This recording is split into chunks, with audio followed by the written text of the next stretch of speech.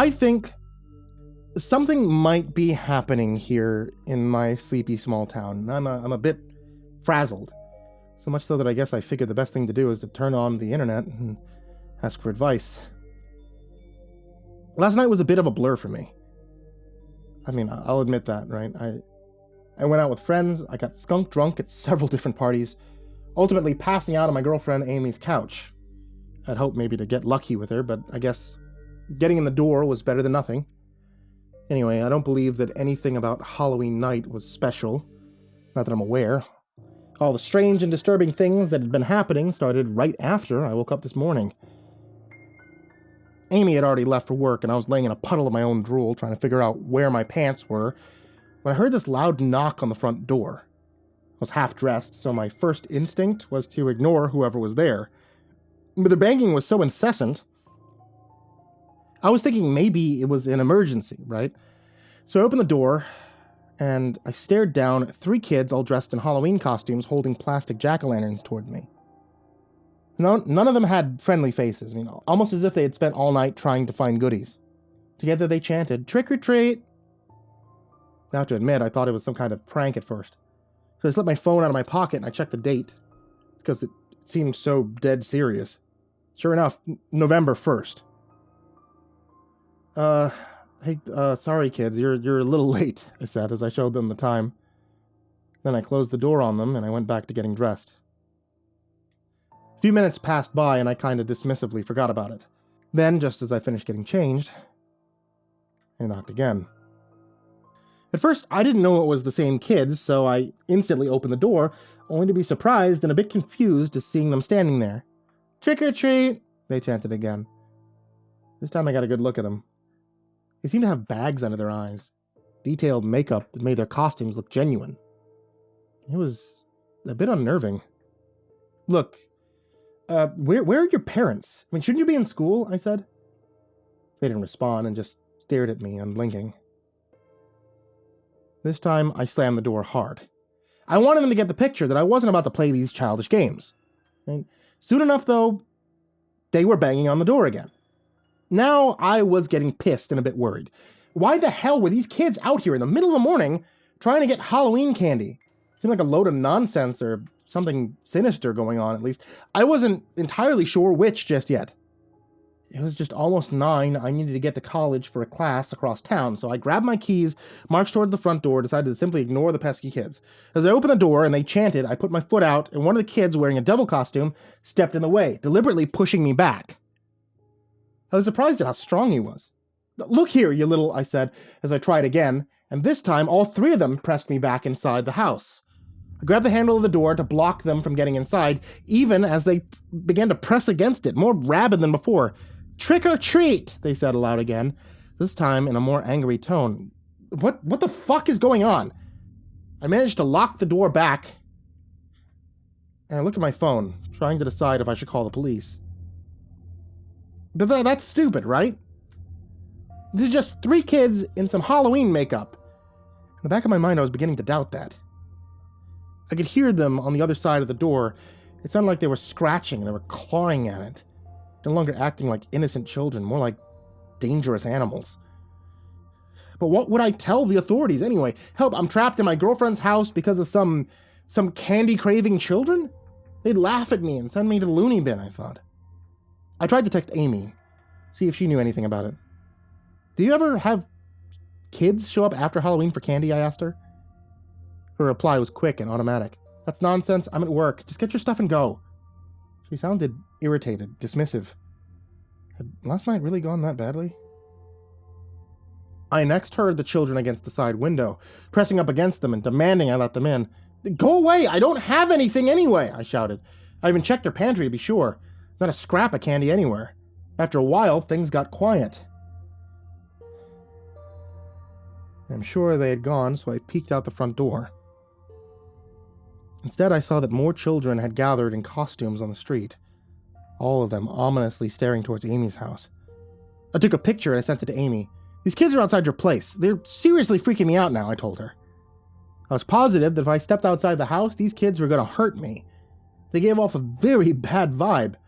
Amy's response was different this time, a bit more cautious. delete that picture and go to my garage. I keep some spare candy there. Just give them that and then get out of there. So, she did know something about this. I realized that as I did what she instructed. I found a bag of Hershey's chocolates and I poured them into a container. I approached the front door and peeked out. I didn't see any children anywhere. I opened the door slowly and stepped out, calling to them. Candy! I have candy for you! I can't forget what happened next. They swarmed me from every hiding spot in the neighborhood, behind cars, on roofs, bushes, even from sewers. They lunged to attack me, and I dropped the bowl of candy in the front yard, thinking only to run back inside and lock the door. As soon as I did, I heard them attacking one another, lashing, snarling, bones breaking.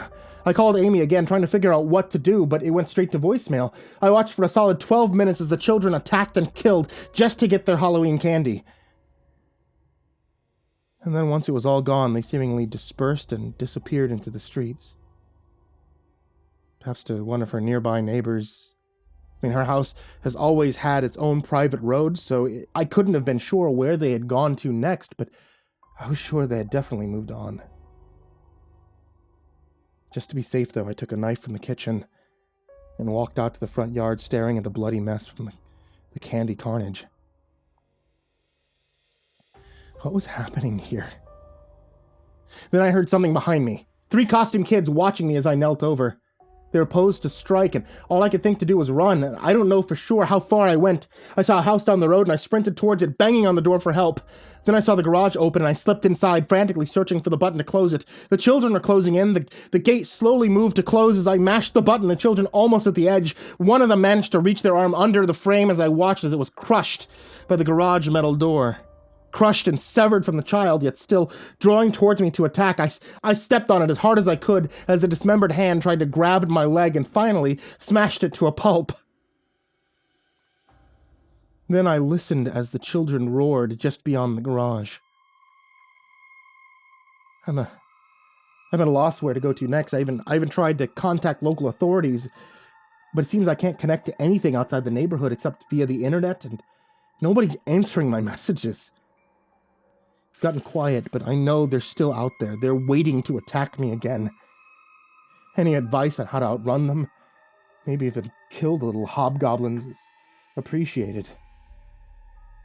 And make it fast, please. I think they're searching for a way in.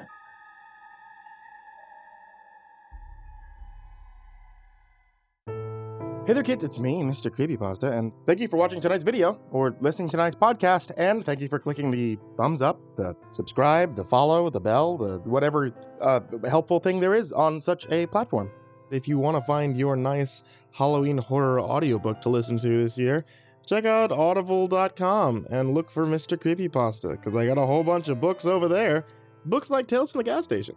And as always, I want to give a very big thank you to everybody who is supporting me on Patreon. If you guys have been supporting me on Patreon, or if you're considering doing so, then know that I just added in a couple of cool things for the loyalty program because I found out that I could. I had no idea that I could do that. So now, you guys should be getting some cool things in the mail brought to you by Patreon that are pretty cool. They support the channel as well. Oh, getting to the point though, a huge thank you to patrons such as Jordan Alexander Sanchez, Brian Arce, Bobby Karman, Stephanie Butler, Tristain Pelton, Chance Burnett, Diana Kraus, William King, Heather McDonald, Reaper61167, Alex the Sandwich, Darth Miver, Micah Ortiz, Satanic Aries, Ness69420, aisodoehtraed with 2 exclamation points, Nessie, Ronny Hansen, Bardohawk764, Melancholy Corpse, Ferb, Harley, Billy Morrow, Madam Skullbunny, Sashi Suzaku, Grizzly Olsen.pro, Caden the Spooky Boy, Zane Nightshade, My Body Sounds Like Rice Krispies, Ashwood, Lord of the Weebs, Jay, Miss Exandra, Mr. Unsettling Spaghetti, Suji Campbell, Stricken, Azarine Fox, Fried Chicken 12, Freddy Krueger, Ty Nanny, Michael Scarborough, Infernal One, Lisa Cottrell, Caspian, Jordan Elves, Hades Nephew, Tater Chip, Acid System, Prozac and Pancake Appreciation Society, Cryptic Nightmares, Kiri the Sloth, Tommy Green, Fester's Lampshade, Sky Harbor, Nina Smith, Nico Cayo, Rafael Rodriguez, The Ginger Bros, Aaron Stormcrow, Daniel Polson, Trey Smiles, and Corey Kenshin. Thank you guys so much, so much for being a part of the Patreon and helping me keep the lights on and helping me get exclusive stories and everything that we do on the channel here. Thank you guys so much for being a part of it. Thank everybody in the description, and thank you guys who have stayed to this part of the video. It really means so much to me. I hope you all have a very happy Halloween and sweet dreams.